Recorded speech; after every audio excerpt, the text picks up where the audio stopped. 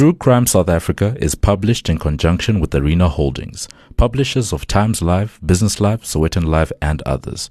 The opinions expressed in this podcast do not necessarily represent the views of Arena Holdings and its affiliates.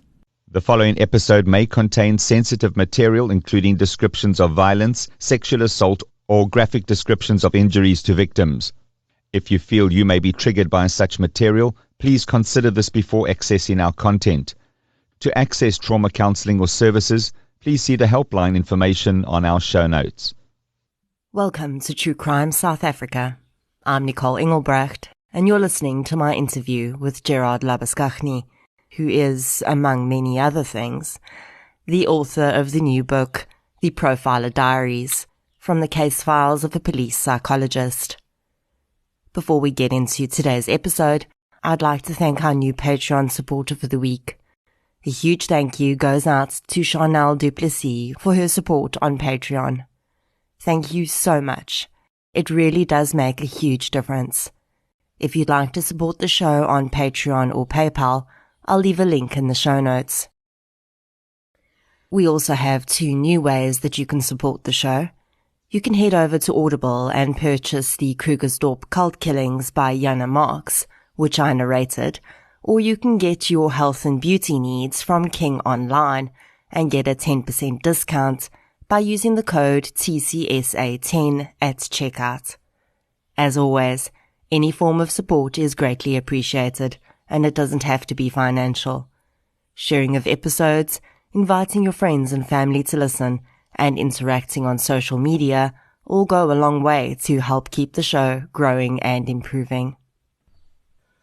If you've been listening to True Crime South Africa for a while, I don't have to tell you that today's interview was a serious bucket list moment for me. I've wanted to interview Gerard Labuschagne on the podcast for a while, and when I saw that he was getting ready to publish his first book, I could not pass up the opportunity to interview him about it and his work. Gerard Labuschagne has been a clinical psychologist since 1998. After qualifying, he went to work at Westkopie's psychiatric hospital and was a lecturer at the University of Pretoria. In 2001, Gerard joined the South African Police Service as the section head of the Investigative Psychology section. He worked in this position for 14 years, until resigning on the rank of brigadier in 2016. Besides being a clinical psychologist with the Health Professions Council of South Africa, as well as the British Psychological Society, Gerard is also a criminologist. He's a member of several international research organizations and has attended training courses held by the FBI, Ontario Provincial Police, and several other international and local agencies. In his career, Gerard has profiled and worked on hundreds of psychologically motivated criminal cases. He is without a doubt one of the most highly qualified and knowledgeable voices in the South African true crime community. Of course, the minute Gerard resigned from the SAPS, everyone wanted to know when he was going to write a book.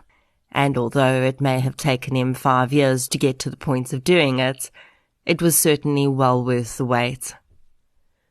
The Profiler Diaries, from the case files of a police psychologist, was published by Penguin Random House, South Africa, in March 2021.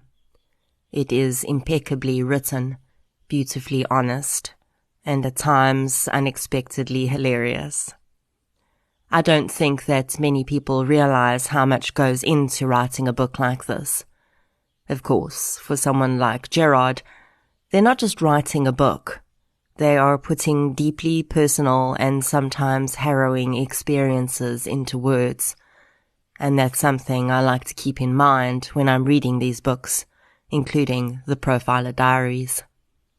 Although I may devour a book in less than a day, I know that a huge amount of blood, sweat and tears has gone into that work, and I am grateful to Gerard and every other author like him for having the courage to put their experiences down on paper for us to share in. You'll hear me mention things that I liked about the book throughout the interview. But if you're looking for a review, it's simple. 5 stars, and there was literally nothing I didn't like about it, except maybe that it had an ending. Just like I could have continued reading about Gerard's experiences forever, I could have interviewed him for hours and never run out of questions to ask. If you follow the show on social media, you would have had the opportunity to submit the one question you would ask Gerard if you were stuck in an elevator with him. I managed to get 3 listener questions in, so listen out at the end of the interview to find out if your question was one of them. And now, without further ado, here's my interview with Gerard Labuschagne.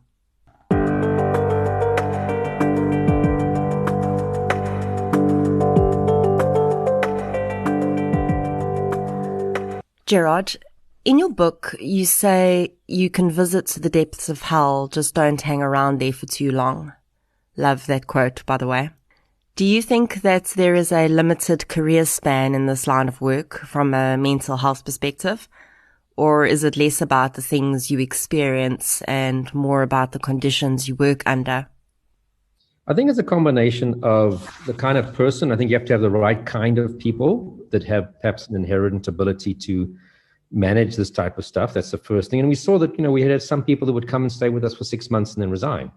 And I think it's better that people do that if this might not be really what they're fascinated by. Because if you're not fascinated by it, you're just going to be hit with this goriness in front of you.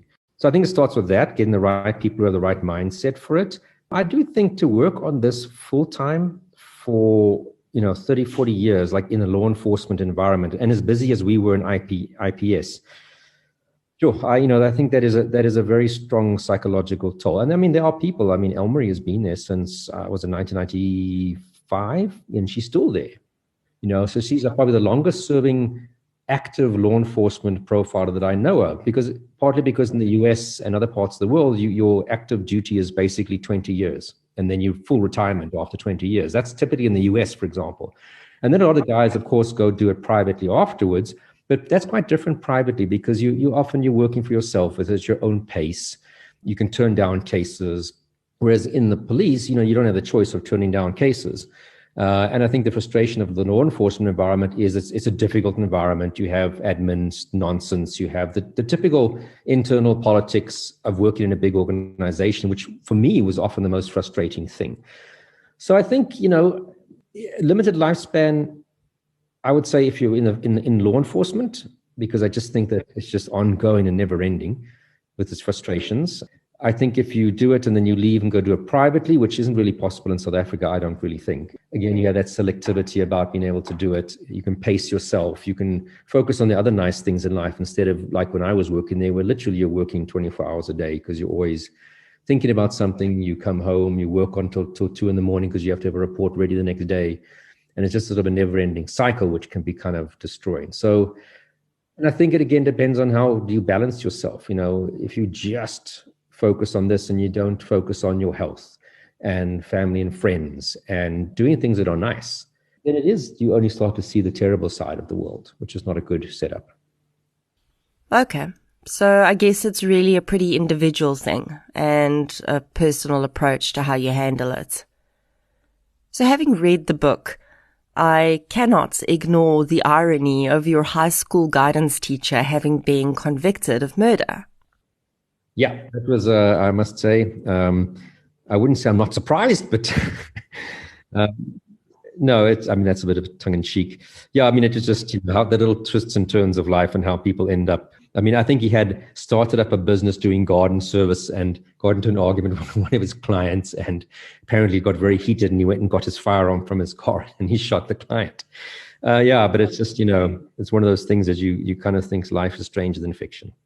As you laid out your path to your work in psychology in the book, I couldn't help but think that if everything wasn't perfectly in place the way that it was, you may never have made it to the IPS, and the world would certainly have been poorer for it. And we actually have your mom to thank for the Gerard Labuschagne we know today. Yeah, well, firstly, for giving birth to me, I do appreciate that she did that.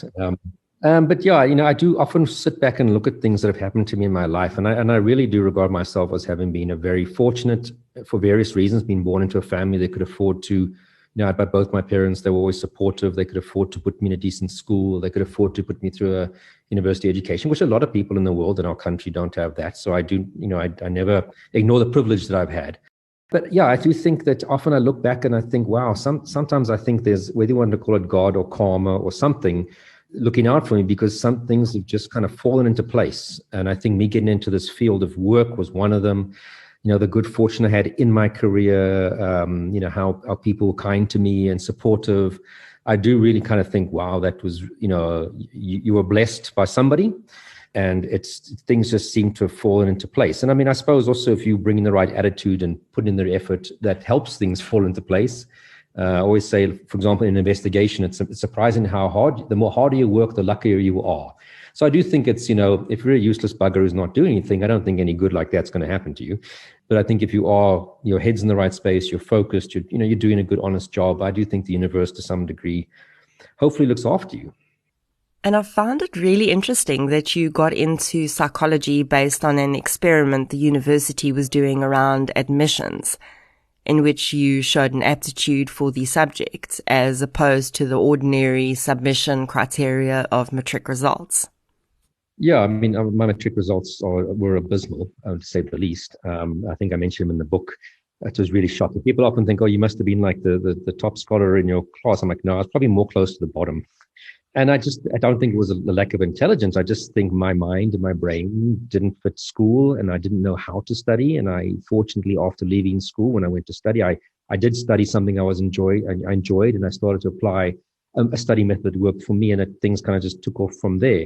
But yes, I mean, I do think we often, I agree. We all have aptitudes for certain things, and that's got nothing to do with IQ. I mean, I might have the IQ to be an accountant, but I tell you, I'd be a horrible accountant, firstly, and I'd be the most unhappy accountant on the planet. So I think it was a very interesting, I'd love to know the actual overall outcome of that study, that, do you judge people on how they can remember and write down answers in a test? Is that the best measure of who they are and what they can do, or the inherent aptitudes they have for certain fields or issues or topics? And I do think that, but I am very grateful that, again, was I lucky?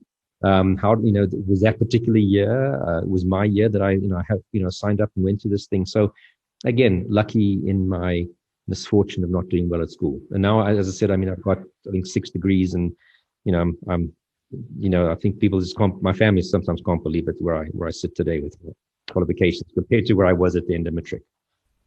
Measuring people by their performance in school is something I've never quite understood for the most part.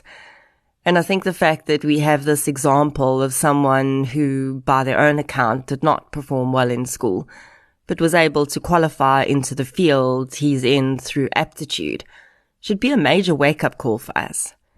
Gerard may not have fit the standard academic school mold, but he's gone on to do life-changing work in a field he showed an aptitude for.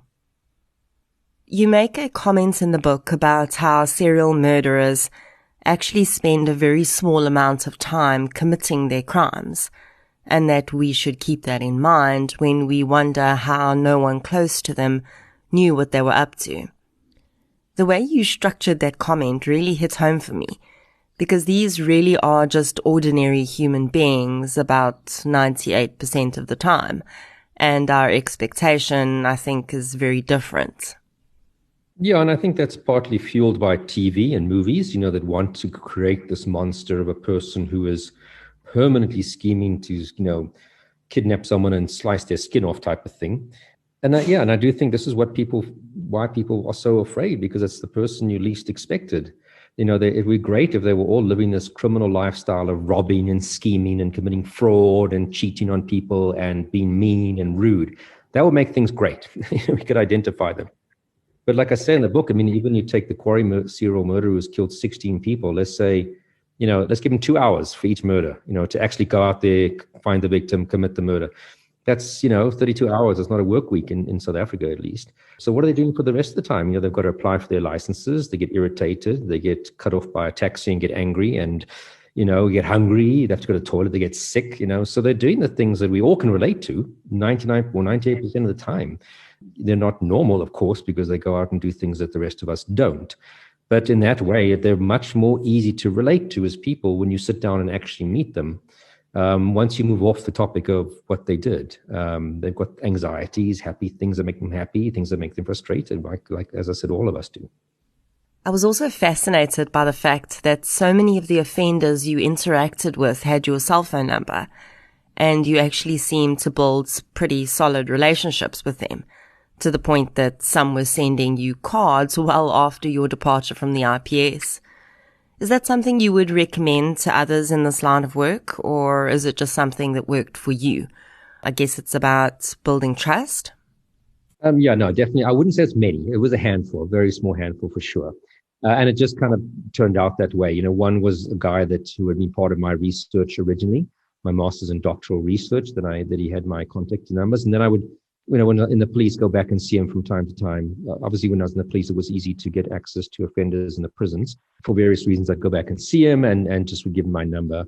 The other one was the Norwood serial murderer, who then would phone me every now and then. And again, I think it's because I saw him for a parole hearing when he was his first parole hearing that he was coming up for a couple of years ago. And I gave him my contact number. That at the time was my police contact number. So I didn't, I felt a bit safer that it was not my private one. And then I think it was just really one or two other guys. I think a stalker that I once actually was the investigating officer of his case and after the arrest and stuff. And he was quite a nice guy. And that was more that I can get hold of him to make sure he's going to, rock up for his court appearances. So yeah, I wouldn't recommend it as a standard procedure, and I definitely have not done that as a tactic to sort of build up friendships. Because you have to remember these are, for the most part, if I'm speaking to someone, they've done very, very horrible and unusual things, and I definitely wouldn't want to make it easy for a lot of them to find out where I stay. That's for sure. And the poor lady that ended up inheriting your old SAPS cell number after you left. Why don't I ever get recycled a profiler's number? I just get Mr. Pieterse that owes Edgar's 450 Rand. How did you find out about that? I think, so obviously it was my police cell number, and, I left, I obviously had to hand that phone back. And I would have thought they would have given it to one of my colleagues in the unit who didn't have a police cell phone, or at least to the head of the unit, which would have made the most sense, or the acting head.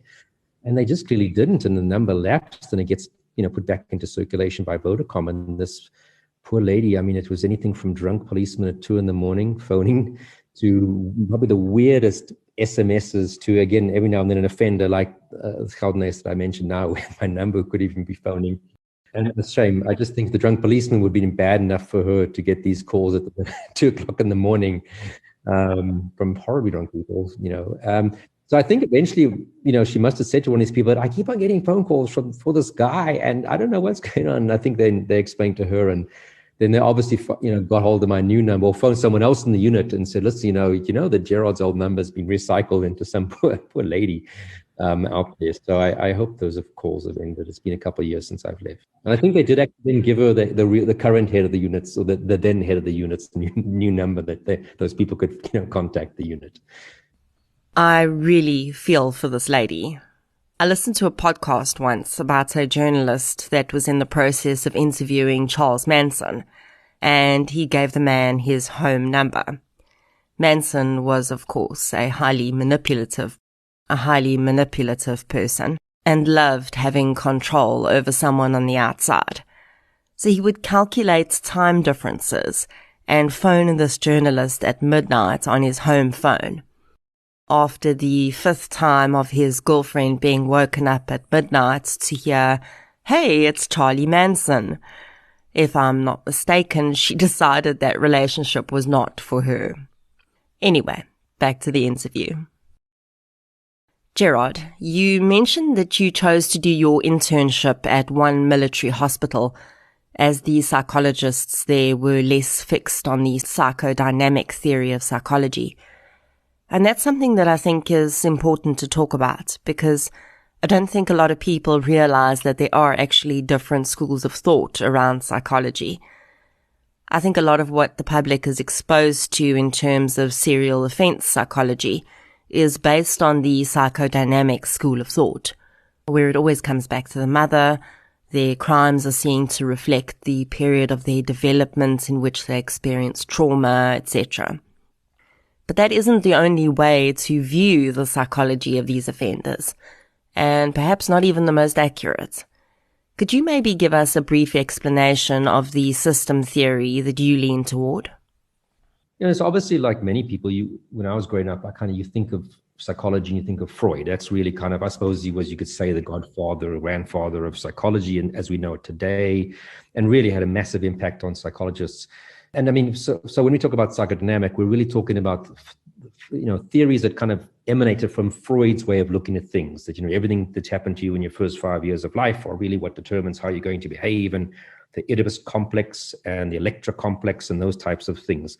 And that has permeated sort of general conversation about psychology in the world. But there are lots of different theories. And even myself, I was thinking, that's the way I'm going to go, until in my later years of study, my honors and my masters, I was exposed to other theories like behaviorism, cognitive behavioral therapy, systems theory. And I found the systems one, or systemic thinking, the one you mentioned now, the one that really just made the most sense to me when I heard about it. And that's that we don't live in isolation. It starts off by saying, in a nutshell, this is not the best, this is not a lecture on systems theory. In a nutshell, saying, how will we ever know whether or not something in the past is responsible for how you are today and who you are today? And even if it is, we can't go back and change that. So what they rather say is, what is the impact of you in a system? We all live in systems, whether it's a family system, your mother and the father, and you're the child, or you're the parent with the wife and kids, or in a work system where you're one part of the big work cog of machinery, to various relationships. They're all systems.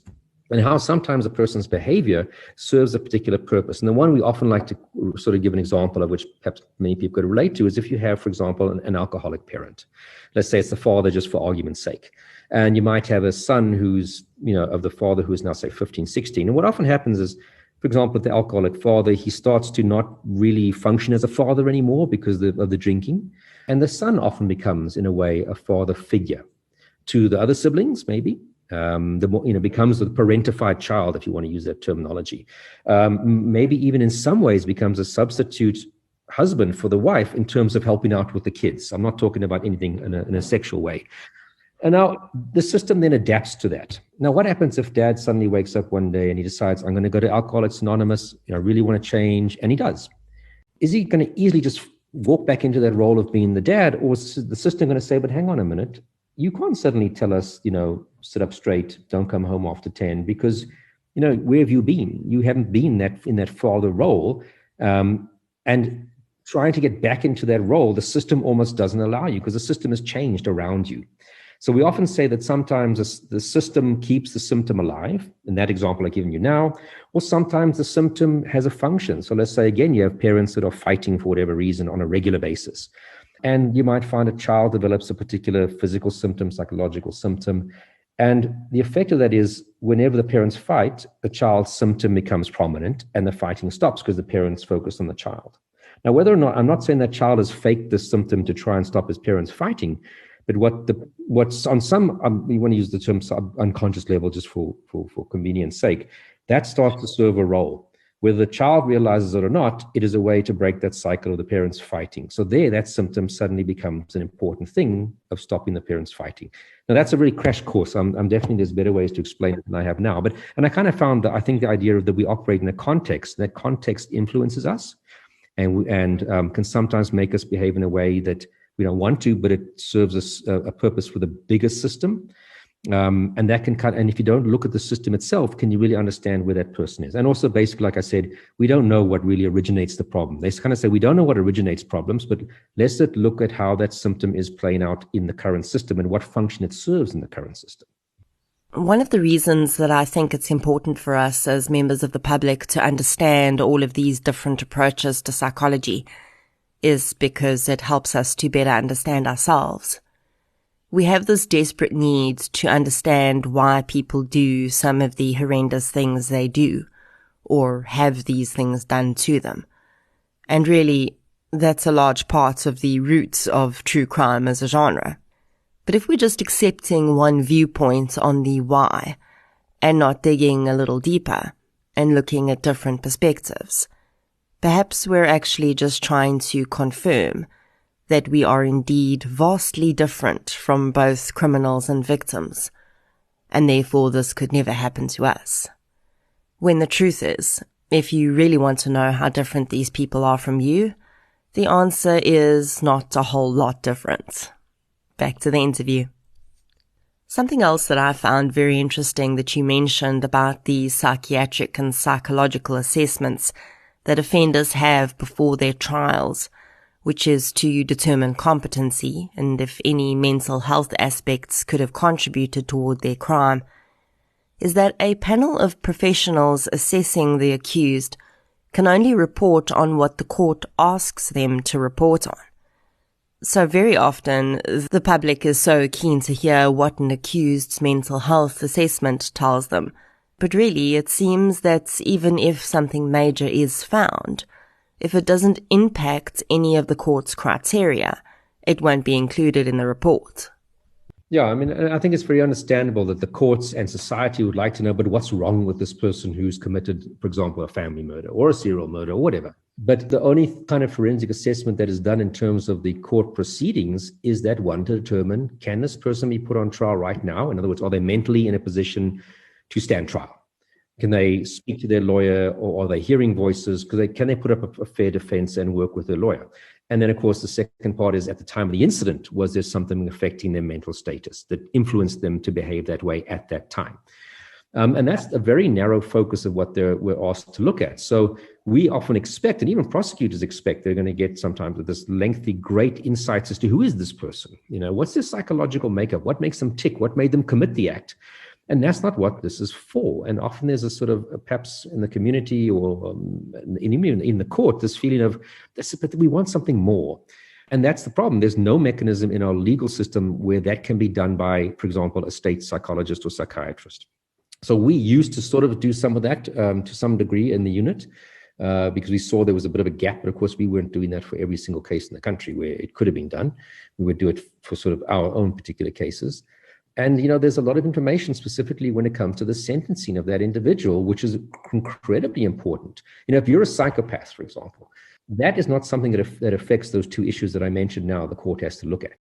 It doesn't affect your ability to stand trial. It doesn't affect your ability to determine right from wrong at the time of the crime.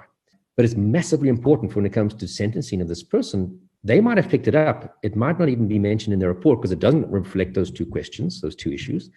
Therefore, it's never mentioned later on when it comes to sentencing because there's no state mechanism, for example, to do a second assessment for sentencing purposes. So the defense might call their psychologist to come and give evidence, but you usually find they're only going to call someone that's speaking in a way that's beneficial to their client. You know, very rarely, I've had it a few times, but very rarely are they going to call someone who's going to say, yep, my lord, this guy is a real psychopath who is a big, huge danger to society. They're probably not going to call that psychologist. And this is quite a scary thought for me as a member of the public. If the court isn't actually getting the full picture when it comes to sentencing, is this something that should be addressed? Oh, absolutely. I think, you know, we really need to have the courts at that. It doesn't help, you know, you get a great conviction. Yeah, we convicted this guy on a murder and whatever else. But then the court isn't made aware of their danger. Or even if you convict them, say, on a lesser crime in the sense of something less than murder is a lesser crime. Let's say, for example, a child molester who's convicted of one event of molesting or two events of molesting children, which again is horrific in its own right.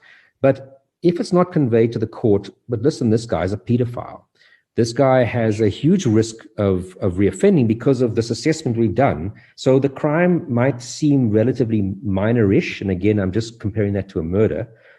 But we know what this person's potential to do and to get up to later. And the court isn't hearing valuable information that can at least guide them into what they should say should happen when they're in prison or how long they should go to prison for. That's a massive, massive, massive, massive gap. And I don't know how they'd overcome it because it would require a lot of money, a lot of psychologists. It would be, I don't know how they'd fix it, but it is a huge gap. And we saw it in the times where we in the unit did give that evidence.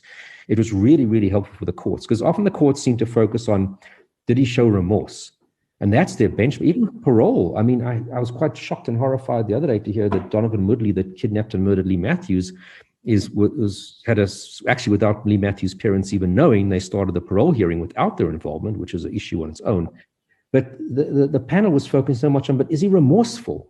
But remorse really doesn't tell you much, because you can get a lot of people who do very bad things and feel very terrible about it, but they will do it again next weekend. Intimate partner violence is a good example. Cheating on your wife, you might feel very guilty the next day, but you're doing it again 2 weeks later. So remorse is not your benchmark for determining whether someone is a risk to society.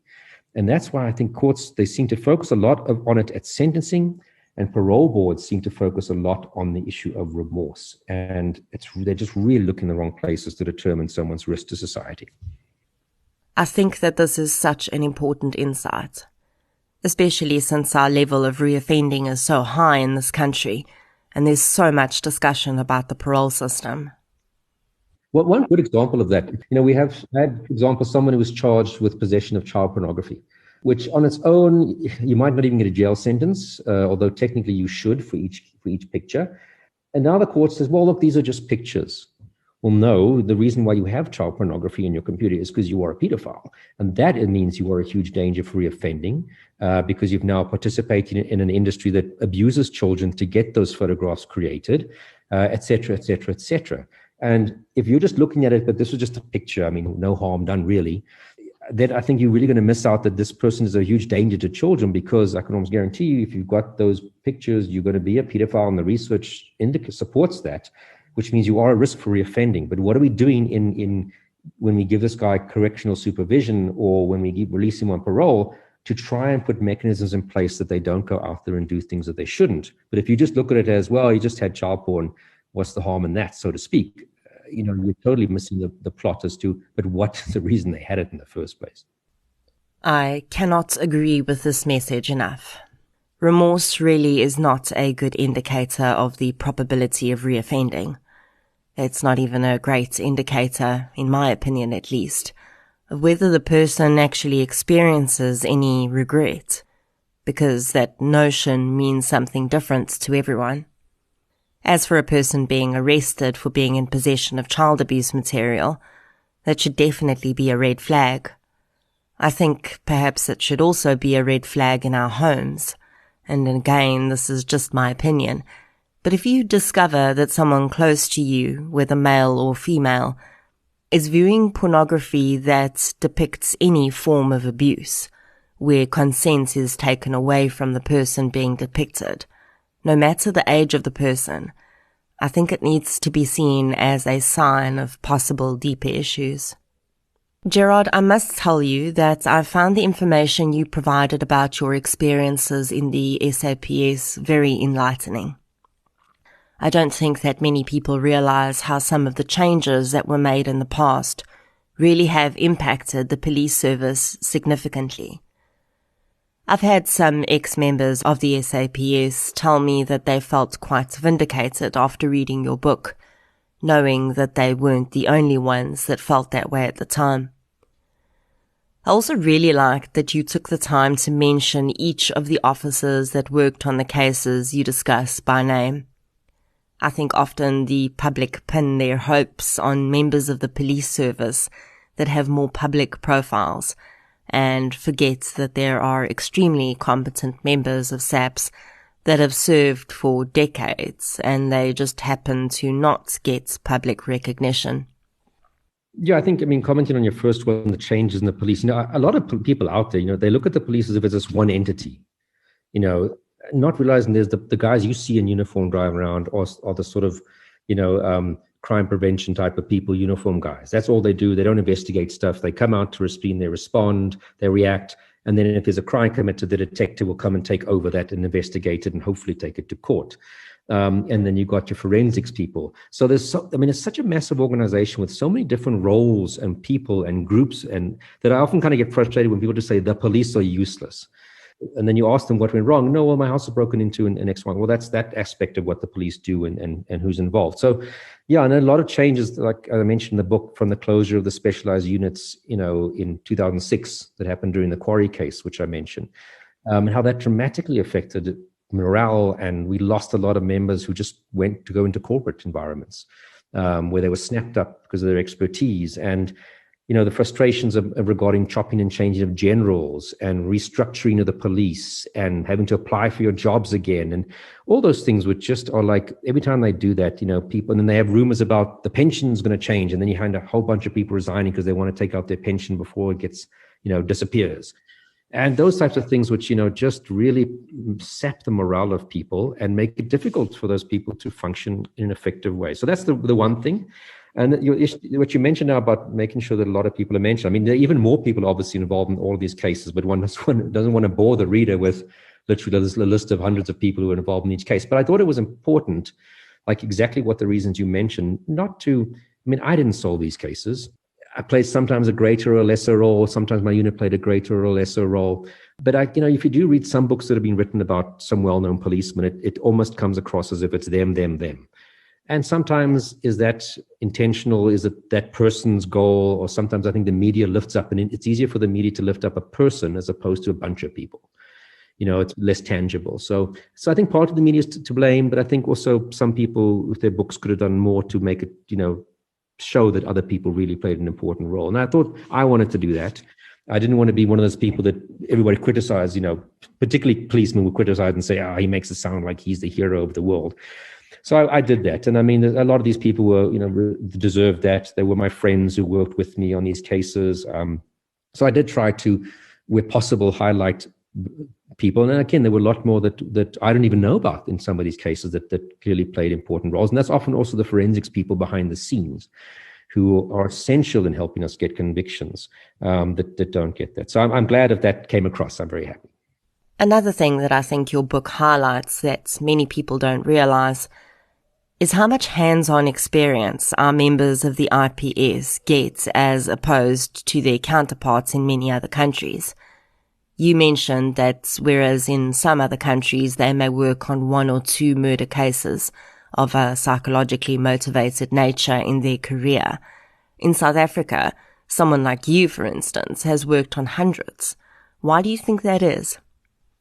Well, I think firstly, it's just crime rates. If I look at my colleagues in, other parts of the world where there's profiling units, which tend to be more sort of your first world countries, unfortunately, the crime rates in a lot of those places where these guys are it's just very low. So that's the one issue, that they're not getting as many cases. And like I said, we also worked the whole of South Africa, where often, for example, my colleagues in Florida who do this work basically work just in Florida. The FBI guys would respond nationally. They were based in one place, just out of Quantico in Virginia, but they would respond throughout the whole of the US. So, of course, they would also have a lot of experience. But often they're operating in a fairly small geographical area. I mean, the guy who used to be for the Los Angeles Sheriff's Department would obviously just be covering Los Angeles. So it's partly that we had a big jurisdictional area. We had more of a say that we had to get involved, whereas the FBI, for example, has to be invited in to any case. They can't insist that they're going to get their noses stuck in, specifically the profilers, whereas we could actually, we could hear about something and we would go there and get involved and get very intimately involved, as you see in the book in some cases. And again, I think our overall crime rate is just much higher for all these crimes, which again gets us a lot of experience. It's important to note what Gerard says there when we malign our progress on criminal investigation in South Africa. It is mostly only first world countries that even have IPS-like units. So the very fact that we have such a unit makes us quite unique and advanced in that respect. Yeah, I mean, if you think about it, most law enforcement agencies throughout the world don't have an IPS type of unit. It's not the common thing. It's not the daily stock standard for big law enforcement agencies in the US even to have this kind of a service. So just that alone places SAPS further ahead than, a lot of other countries. I must admit that I was really surprised by how much work on the ground you and your colleagues did with actually staking out scenes and the like. It's probably naive of me, but I think that many people probably think that the IPS is more a hands-off, paperwork-based type unit, but that's clearly not the case. Yeah, I mean, our setup allowed that. Even in some parts of the world, people doing this work are actually civilian employed, not law enforcement members, even though they're working for a law enforcement agency. And because they're employed as civilians, they're not allowed, they don't have the policing powers that a law enforcement person would have. So often they're kept away from the crime scene, the autopsy, interviewing suspects because they're not law enforcement. Whereas we were employed in terms of the Police Act. We had police ranks. We had uniforms. We didn't wear them though, because obviously of the type of work we did. But there was nothing blocking us from literally from crime scene to courtroom getting involved. So yeah, I mean, the fun stuff is going out there. We all loved being out in the field. You know, whether it's going out to do helping with an arrest, searching a place, interviewing. I mean, that's really where the fun stuff is. And yeah, our setup actually allowed for that, which was really, really great compared to sort of other countries where they get involved in this type of work. I know that the IPS doesn't just work on serial murder cases.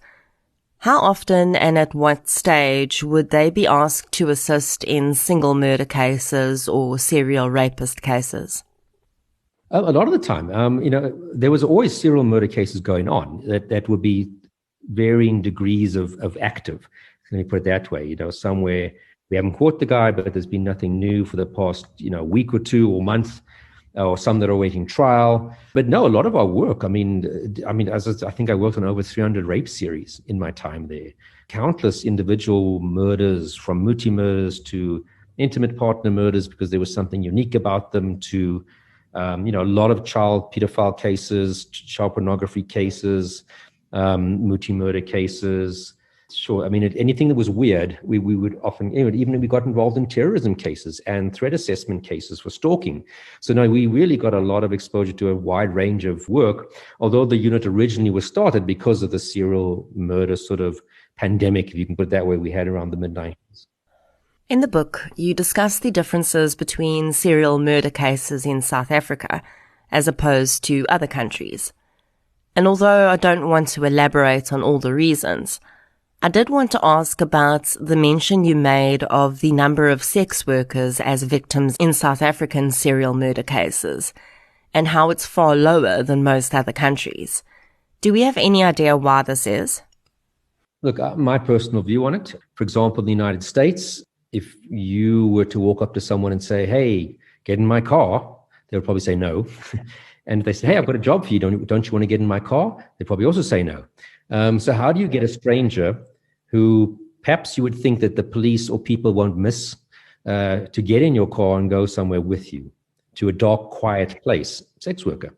In South Africa, again, because of our such high rates of unemployment and desperation, to walk up to a lady in the streets, you know, if you're in downtown Johannesburg, and say, hey, are you looking for a job? Are you looking for a job? You are? Well, I've got a job as a helper or as a cashier. Are you interested? Yes. And, you know, that's where the majority of serial murderers and serial rapists in South Africa get their victims. They approach a random stranger on the street and offer them a job. And that person will either go with them straight away because they're so desperate, or they'll arrange to meet the following day and he'll say, look, bring your ID, bring your CV, and I'll meet you here tomorrow at 10 o'clock. And that's how they get their victims. That, I mean, if I tell that to my colleagues in the Netherlands, for example, they say, but why are they going somewhere with a stranger? That's why would anybody do that? And again, it's the economics of crime, to be honest with you. If you had a high rate of employment, we wouldn't be using that modus operandi. It'd be very difficult. Isn't it just fascinating how the socio-economic background sort of bleeds into so many other aspects of life? Usually when we think about linkages between crime and unemployment, it's from the perspective of unemployed people committing crimes to survive. But here we have a completely different consequence. Gerard also discusses other fascinating differences between South African serial offenders and their international counterparts in the book. In the book, you refer to a case of the youngest serial killer in South Africa. I know that you cannot name the offender because he was a minor at the time of his initial crimes, but do you perhaps know what happened to him after he served his sentence? No, I haven't followed up. And that's, you know, one of the sad things that we often were so busy with cases that to do follow-ups afterwards, even going back to interview the guys after conviction to see if they'll tell us something different, which is what you saw, for example, in Mindhunter on Netflix. We never really had the time to do that. We always had so much stuff that we got to try and get to that, you know, you have to decide we have limited resources. Because remember, for many years, it was really three of us. I mean, when I joined, it was three of us in the unit. I was the only psychologist, then it was Elmarie and Captain Lynn Evans. And then a couple of years later, we got, Colonel Jan de Lange, who's mentioned in the book. And then a couple of years later, we got one psychologist, another detective, and Lynette left by that point. So, when you had 3-4 people, and you're covering the whole country, we had to kind of look at where's our priority, and our priorities are always unsolved cases. When you read the book, you'll read about this case, and I must say that it really piqued my interest as a combination of a really young offender and serial murders. Gerard, I think you did a great job of selecting some unexpected cases for discussion in the book. And of course, they were also all cases that highlighted very important points. In the De Silva case, you mentioned that when Superintendent Leonie Russ attended the scene of the victim found on the N14, she immediately knew that this was not an ordinary murder scene. Do you know what it was about the scene that gave her this sense? Look, I think it was just the pure location. It's literally right on the edge of that busy highway, a naked female lying pretty much face down, if I recall correctly. It was just, we don't see that. Even in my career after that, I don't ever recall a body being found in that condition. So she just knew that this is not your normal. So it was more the location of where that body was found. And that the fact that her head had been bludgeoned, with what looked obviously like a heavy instrument, like an axe, when they were at the crime scene. And that I think was the key issue to say, okay, this is something beyond our normal, domestic murder, robbery murder, what we are seeing here. Transporting a body to the middle of a highway and then not even hiding her. You take all that effort, but you don't hide her. So there's something more to it. And Leonie had a history of getting involved in very interesting cases. And she was actually one of the people that was part of the panel that interviewed me for the Post. Yeah, when I actually applied for the job. So, and she's since then done a lot of great work with, trying to get cold case squads set up. She's now in charge of the Victim Identification Center. She's always played a big role with Interpol in victim identification. So always was a great supporter of us, and I really appreciated her and people getting us involved in cases. I cover a lot of missing person cases, and it always frustrates me that we don't seem to have the same type of systems set up to identify so-called Jane or John Does that other countries appear to have. And as a result, so many unidentified bodies seem to be buried while missing person cases go unsolved. So I was very interested to hear you mention that if an unidentified body is found, the victim's fingerprints might be run through the Home Affairs database. Is this something that is common practice? So every body that is found unidentified will obviously go to the mortuary if it appears to be an unnatural death. So what happens then, of course, the first step is to try and identify the victim, so you can notify the family, et cetera, et cetera. And what I've actually just been doing some research at the Johannesburg mortuary, which is the biggest mortuary and busiest mortuary in South Africa. And I was actually quite surprised that almost all the bodies do actually get identified, a lot more than I thought. It's a small percentage of bodies that don't get identified of the ones that land up at the mortuary. So I was pleasantly surprised. But yes, so the first task, and it actually is still the police's task, to come and then take fingerprints of all unidentified bodies. Then they put that through the Home Affairs database to try and identify who that person might be. And then, of course, then hopefully then figure out who it is and then contact next of kin to that they can come out and identify the body. But a lot of families, when they can't find their family members, actually start to go to mortuaries and say, look, son, he's 25 years old, adult white male, black male, female. Have you had any bodies like that come in recently? So that's also quite a way in which bodies get identified. Family members going looking at mortuaries for family. I was really surprised that we do this. I had no idea. And of course, it makes complete sense. It's also really reassuring to hear that, at least at the Johannesburg mortuary where Gerard was conducting research, the large majority of unidentified bodies do get identified. I must also say that I really like that you pointed out how we like to attach labels to offenders so that we can pretend that they're not just the guy next door. I think it's so true, and it's actually really unhelpful because it stops people that could possibly be helped before they commit a crime from being identified. And it also creates this separation and perpetuation of the myth that these offenders are somehow differently human than the so-called rest of us. Yeah, and that's back, our earlier discussion today about, serial murderers, even themselves, don't spend the majority of their life killing and carrying on, doing bad things. And yes, it is easier if we can say this person's a psychopath, this person is a serial killer, he's a schizophrenic, or whatever kind of term you want to use to make them part of the other crowd as opposed to us. It's not me. I couldn't do that. That person did it because they're schizophrenic, or whatever label you want to throw onto the person. And that, in a way, just makes us feel better that there's some difference with these people, that they're not, this couldn't be me, this couldn't be my husband, this couldn't be my neighbor. It makes us feel, I suppose, falsely safe. And that also brings me to a very important point that you made about how people think that because a crime is psychologically motivated, that it somehow means there must be some form of mental illness involved. And of course, more often than not, that's not the case. Yeah, and I actually didn't even really think of it that way until once a defense counsel said to me, but yes, you are saying that there's something wrong with my client, because you're saying this is a psychologically motivated crime. And I realized what he was saying is he heard the word psychology, therefore he's thinking lack of criminal capacity, he's not therefore accountable. And I kind of said, no. Psychology influences everything we do. It influences why you decided to start up a podcast, on true crime. It influenced why I chose a particular girlfriend, or why I like this sport versus that TV program. So our psychology, the individual, influences everything about who we are and the decisions we make. But essentially why we started to use the term psychologically motivated was just to say where most crimes that are committed that the police investigate, there's a financial link somewhere. That housebreaking is because they want items of value. The car hijacking, the bank robbery, the CIT robbery, fraud, you name it, it's typically because there's a value attached to something in that process that they're going to be getting. Whereas these crimes are motivated not by that external reward that's dragging you towards it, but by what I get by committing the crime or the internal satisfaction I get by committing the crime. And that ranges from domestic violence. There's no financial benefit for beating up your wife or beating up your husband. It's some kind of inner desire to do so. And it's the same with serial murder. It's the same with committing murder. There's not really that financial side to it. It's motivated by your thoughts, your ideals, your fantasies.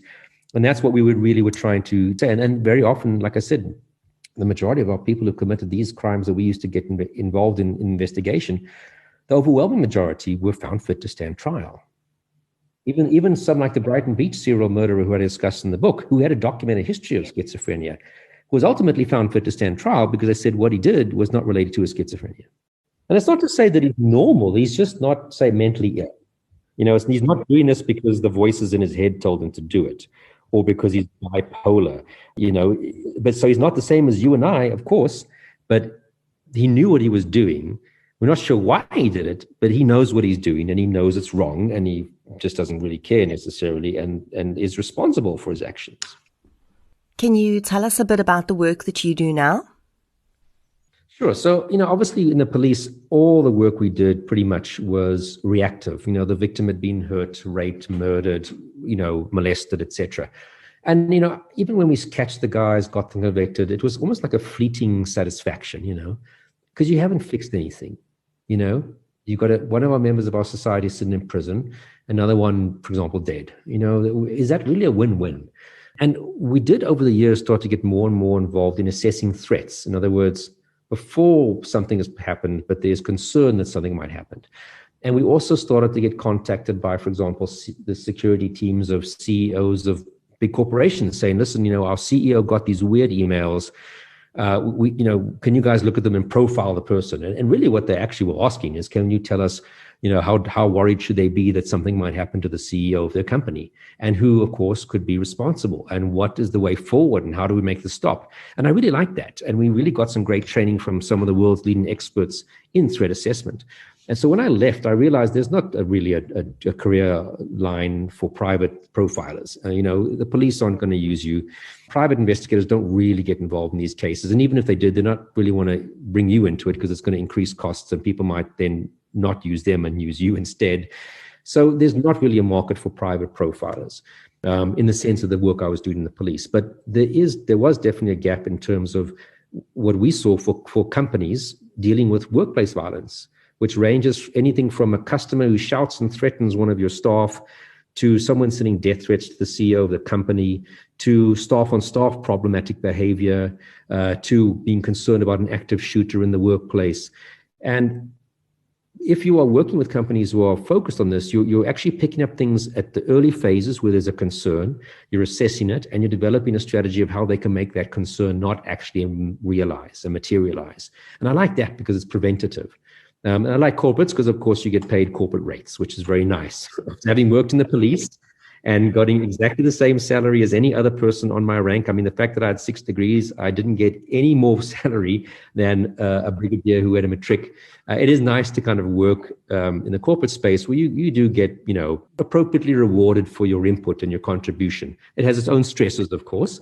And I like the cases, and it's phenomenal what businesses are dealing with in the workplace. So I found the cases fascinating, and it was preventative and, good payment, to put it very plainly.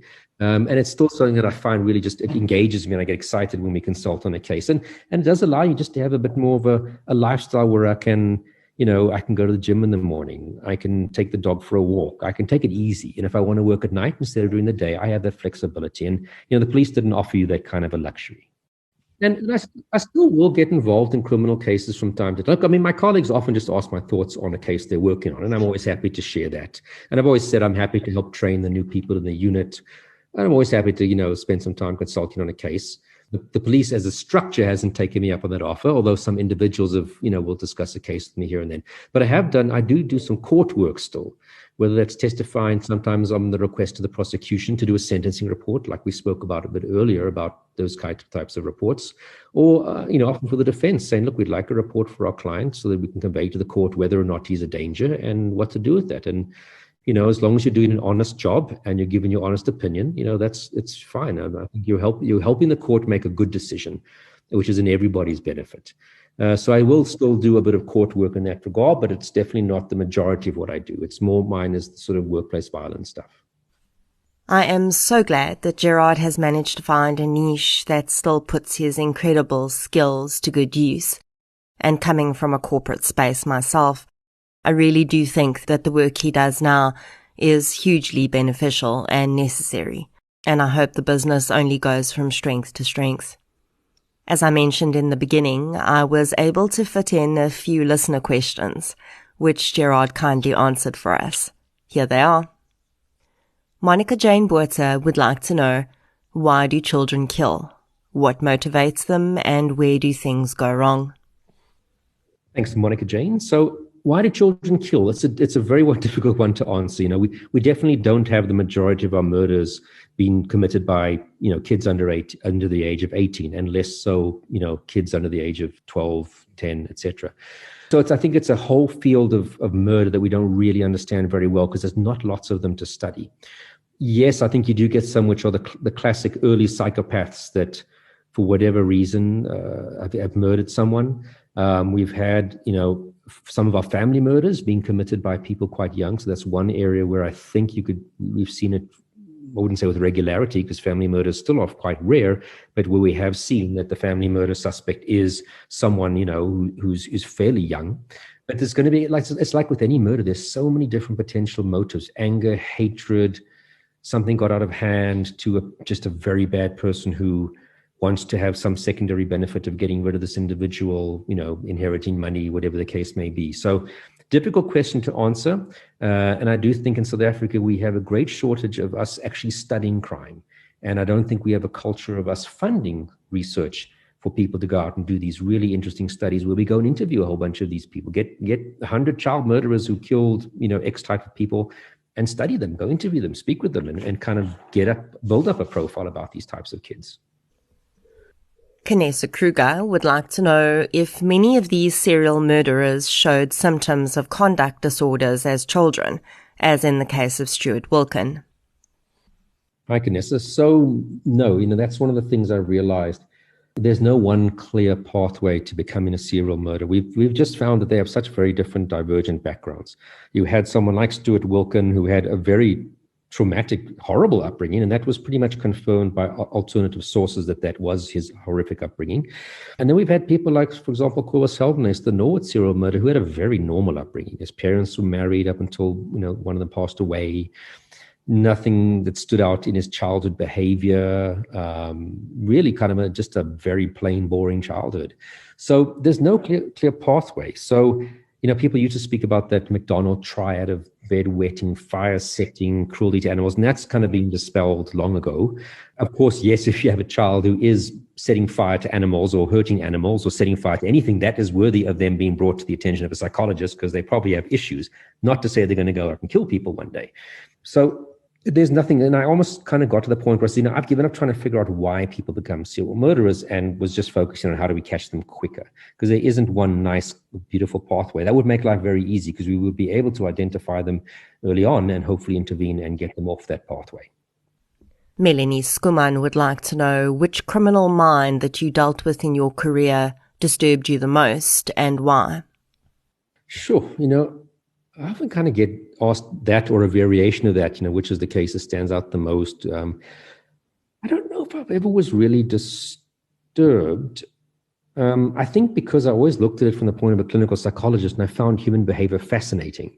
So to be honest with you, the more strange, the more I found it fascinating. So someone like Stuart Wilkin, who had this really traumatic upbringing, and he had such a wide range of behavior in his murder series and victimology and from cannibalism to necrophilia to, children to adults to strangulation to stabbing to evisceration. It was just really, I think that was perhaps the most fascinating for me, which perhaps I could translate into the answer of your question, which was, you say, was most disturbing. Well, perhaps if I use my word fascination and your word disturbing and use them as a synonym, I would probably say Stuart. And I got to interview him over 2 days in 2006, long after he was convicted. And that was really just amazing. There were others like, the Modimolle serial murderer, which isn't discussed in this book, who was also killing children up in Modimolle, the old Nelstrom. And when I interviewed him, I suppose just his casual way in which he spoke about raping and killing his kids was that struck me. That he would almost be looking at his nails while he's talking about, how he did 1, 2, and 3 towards these little innocent children. And, that the fact that just someone could with absolutely any absence of any regret, remorse, anything, just be speaking about these things as if it's sort of, talking about the weather. It was such a huge honor and pleasure to interview Gerard Labuschagne. If you don't already have your copy of the Profiler Diaries, I highly recommend you go out and get it. If you aren't already listening to Gerard's podcast with journalist Paul Llewellyn called Profiler Africa, I also highly recommend you go and listen to that. They'll be on all of the platforms that you use to listen to True Crime South Africa. I do hope that you enjoyed my interview with Gerard and that you gained as many great insights from it as I did. If you did enjoy this interview, please be sure to subscribe to the show on the platform you're using to listen right now. You can also follow us on social media. We're on Facebook, Instagram, and Twitter.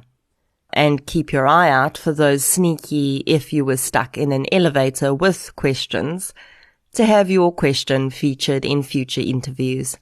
I'll be back next Friday with a new episode.